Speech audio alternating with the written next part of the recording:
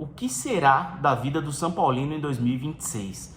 Bom, eu não sei, mas do passado eu vou trazer um pouco para vocês, então grave nomes como Juvenal Juvencio, Carlos Miguel Aidar, Carlos de Augusto Barros, conhecido como Leco, Júlio Casares, Mara Casares, Douglas Schwartzman, veja bem, Julinho Casares e alguns nomes aparecerão no meio dessa historinha para vocês. E vou contar um pouco do que tornou o São Paulo um clube de grandes ascensões, de muitas glórias, muitas conquistas, tricampeão mundial, tricampeão da Libertadores, 6 vezes campeão brasileiro, sendo 3 de forma consecutiva, um time nunca rebaixado, chegar a quase 1 bilhão de dívidas.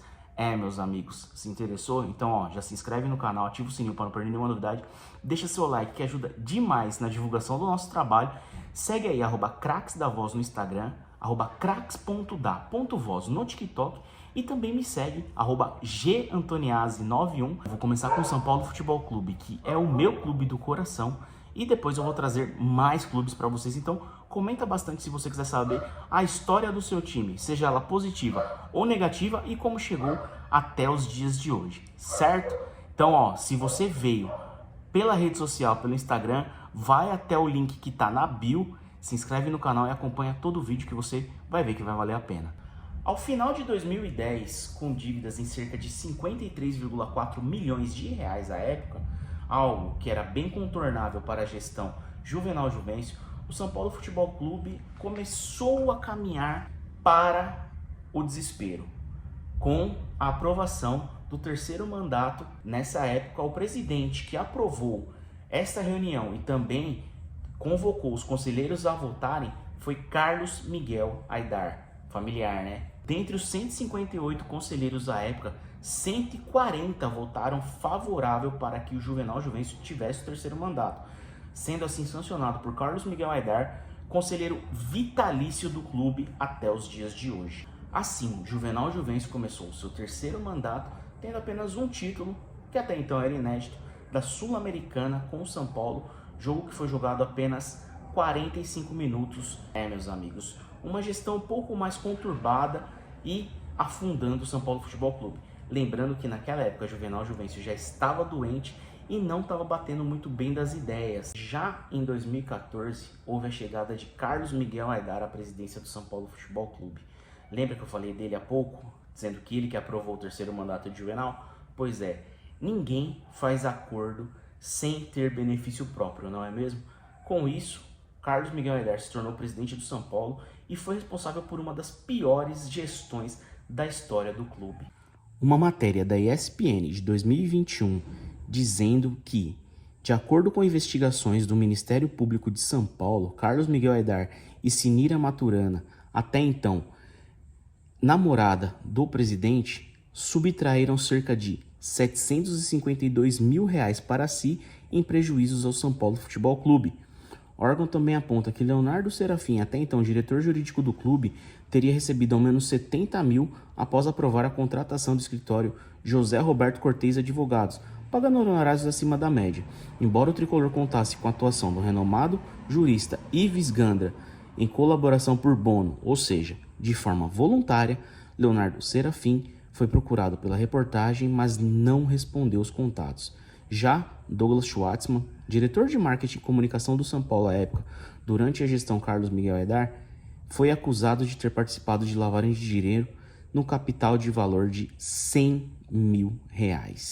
Douglas Schwartzman parece um nome bem comum para vocês nos dias de hoje, não é mesmo? Falando do quê?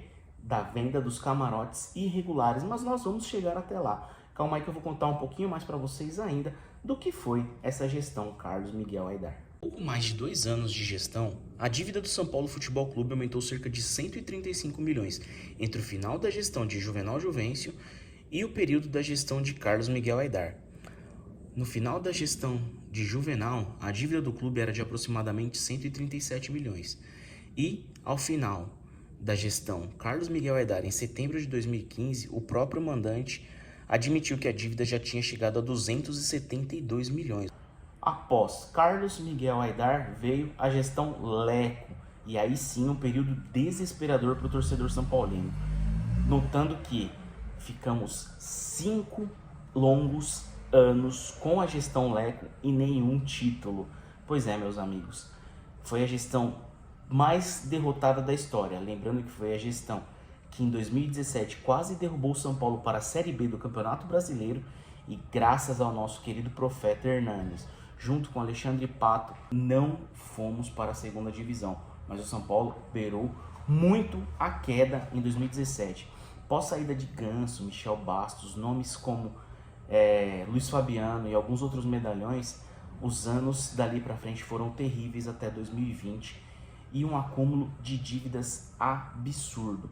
Mas ainda não chega nem perto do que você imagina que possa ser. Então eu vou contar para vocês no off um pouco do resumo dessa história de Leco.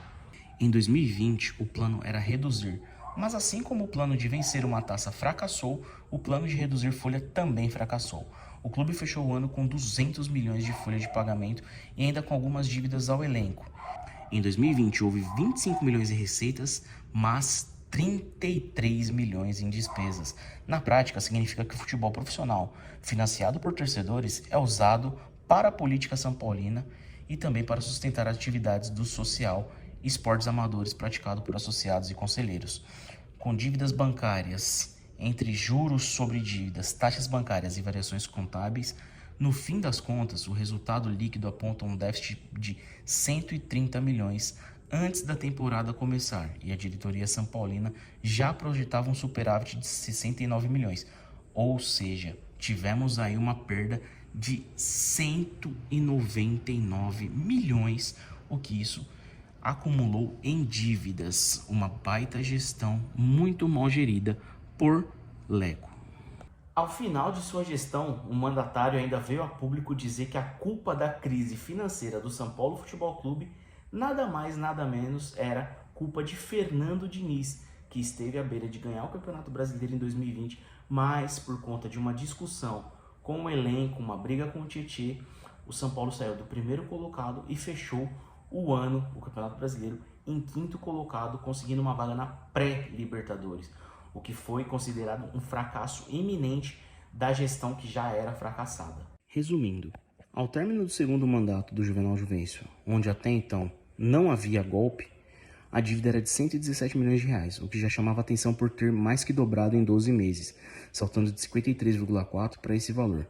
Chegamos ao final da gestão Leco com 400 milhões de dívidas e uma série de problemas a serem resolvidos, como Daniel Alves, que veio por um custo alto e apenas entregou o título paulista ao São Paulo Futebol Clube, mas nem foi no ano da gestão de Leco.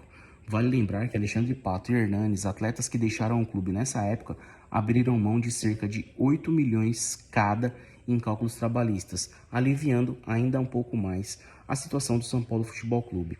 Aumento de 346 milhões em 9 anos, parece bastante, né? Mas o problema de fato vem agora, pois falamos apenas de 2011 a 2020.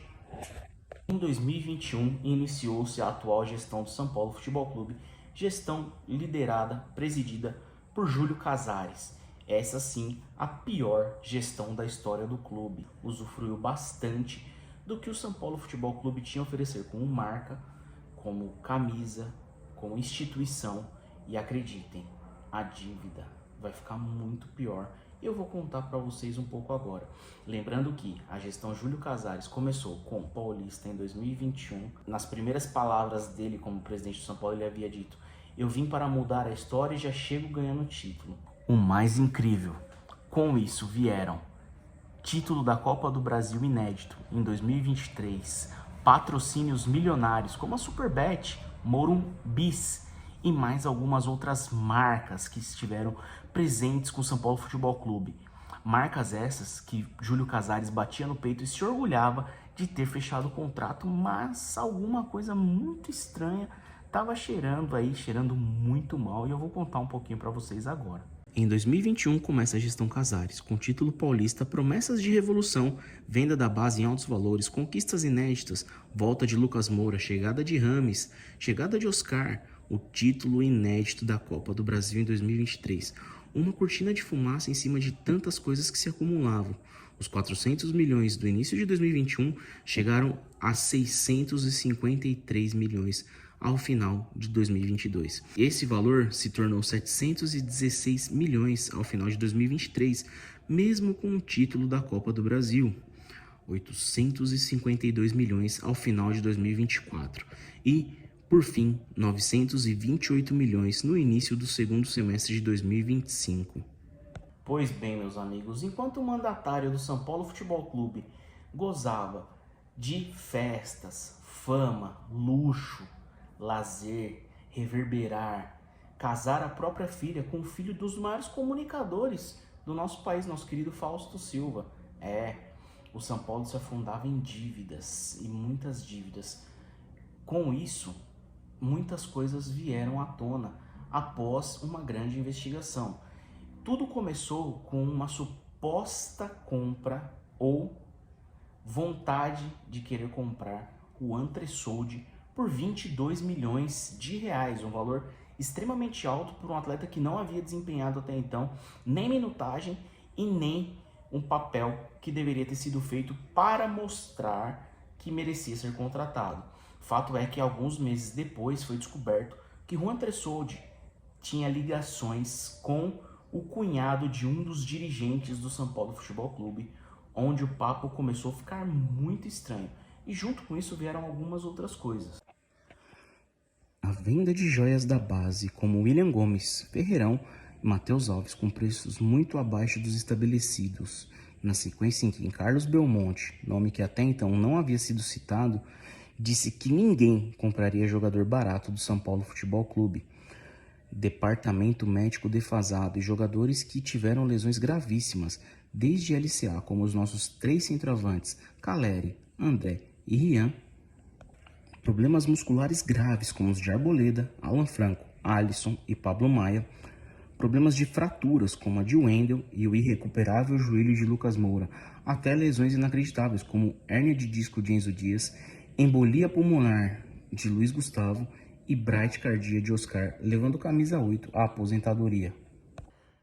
Até então, diretores pediram renúncia de seus cargos agora na gestão Casares, dentre eles Carlos Belmonte, o seu braço direito até então, diretor de futebol, que não havia sido citado nesse vídeo, começou a ir a podcasts, jornais, TVs e rádios, começou a falar tudo o que ele queria falar, porém, para nossa surpresa, não atacando a gestão Júlio Casares, mas sim defendendo. Ele falou que sempre foi muito respeitado pelo presidente e voltou a dizer que confiava no presidente, que fazia uma gestão limpa, que sua saída já estava programada para o final deste ano e que só se manteve para estar junto com o elenco nessa parte difícil pós-eliminação da Libertadores e também da Copa do Brasil.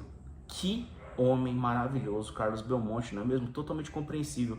Acho que os jogadores, em sua fraqueza, precisavam muito de uma figura paterna como a de Carlos Belmonte para estar no colo nesse momento, não é verdade? Questionamentos começaram a ser feitos pela torcida do São Paulo Futebol Clube em relação à locação do estádio do Morumbi para shows, algo que nunca havia acontecido em sua história, começou a ser constante na vida do São Paulino. E até então, o time pelo menos iria recuperar a chance de ver a despedida do São Paulo Futebol Clube após um ano de fracassos desportivos em sua casa no Morumbi, na penúltima rodada do Campeonato Brasileiro contra o Internacional. Mas, faltando 2 dias para o jogo, o presidente Júlio Casares achou melhor manter o seu acordo com o Santos Futebol Clube e jogar na Vila Belmiro. Até então, muitas pessoas acharam que era por conta de uma represália que haveria da torcida cobrando Júlio Casares de uma postura, ou enfim. Até então, o medo era de uma represália pelo fato do Júlio Casares estar sendo cobrado por tantas e tantas coisas que vinham acontecendo. Mas havia algo muito tenebroso por trás desse acordo e eu vou contar um pouquinho para vocês agora. Denúncia através do Ministério Público de uma fonte ligada ao São Paulo Futebol Clube. No show da Shakira houveram esquemas de vendas de camarotes onde estavam envolvidas Mara Casares, esposa de Júlio Casares, Adriana, uma advogada que circula muito bem e transita livremente entre o social do clube e as áreas do Morumbi, e novamente o nome de Douglas Schwartzman. Lembra? Ele havia sido acusado por um crime envolvendo R$100 mil à época da gestão do Carlos Miguel Aidar, e agora seu nome foi citado novamente, não me parece coincidência. O Ministério Público do Estado de São Paulo investiga esses escândalos e tudo aconteceu de errado na gestão Casares. Enquanto isso, Diego Fernandes, o empresário bem-sucedido, faz marketing positivo do São Paulo Futebol Clube em todo lugar. Está à busca de investidores para o clube e, dependendo de como finalizar as investigações, o São Paulo pode ter um novo rumo em breve, buscando a recuperação necessária para novos dias de glória. Será que isso é possível, torcedor são paulino? Muito se pede a renúncia de Júlio Casares, ou até mesmo impeachment. Porém, o Conselho Deliberativo ainda é formado por conselheiros vitalícios como Leco e Carlos Miguel Aidar, pessoas que estão nessa base que o Juvenal Juvencio criou e começou a fundar o São Paulo Futebol Clube lá atrás, em 2010, como havíamos falado. Porém, agora o cerco está fechando e está cada vez mais difícil o Júlio Casares se manter no poder. Apesar de eu não acreditar em sua renúncia, a pressão está muito grande. Líderes de torcida organizada e outras pessoas envolvidas com os staffs do São Paulo Futebol Clube têm sido cobradas veementemente para a renúncia do presidente. Será que isso vai acontecer ou será que ele chega até o final do mandato? E o Diego Fernandes, São Paulino de fato, já provou. Será que pode chegar como uma surpresa e reverberar, brincadeira, alavancar o São Paulo Futebol Clube e trazer num patamar que nunca deveria ter saído como o melhor clube e maior do Brasil? Vamos ficar ligados para ver como serão os próximos capítulos em relação a isso. Até o momento dessa gravação, hoje, dia 28 de dezembro de 2025, o São Paulo dispensou 8 nomes, incluindo Oscar, que se aposentou por problemas de saúde, Luiz Gustavo, Rigoni, Dineno, Jandrei, Patrick, Leandro, Matheus Belém e Mailton, esse último com pouquíssima minutagem, promessa de uma grande peça para a lateral direita que não se firmou, já foram dispensados do clube e estão buscando novos ares. O Patrick, assim como Leandro, foram por empréstimo para outros clubes. Já Matheus Belém foi vendido e Mailton devolvido para que fosse um novo reempréstimo do seu clube atual.